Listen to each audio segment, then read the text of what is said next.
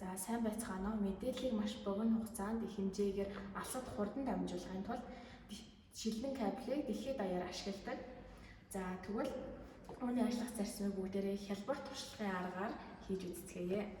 За үүнд болохоор тунгалаг хоолой, ус, мөн гэрэл хэрэг болно. За одоо ингээд туршилтаа хийж үздэцгээе. За тунгалаг хоолой дотор бид нар ус хийсэн байгаа. Нэг үзүүрээс нь одоо гэрэл тусгая. За ингээд тусгангууд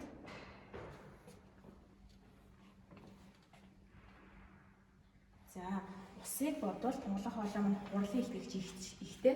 За тэгэхээр оф техниктэй орчноос оф сэрэг орчин руу шилжихэд дотоод бүр ойлт болдог.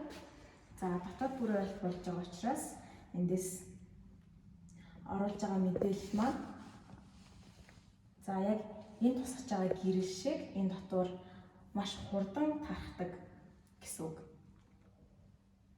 За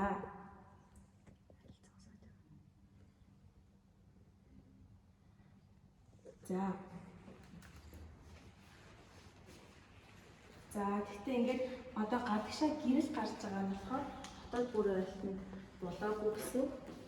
За дотоод бүр ойлтын өнцгөөс бага өнцгөөр туссан гэрлүүд маань гадагшаагаа тусаж байна. За харин их өнцгөр туссан гэрлүүд маань болохоор хоолой дотор явж байгаа гэсэн үг.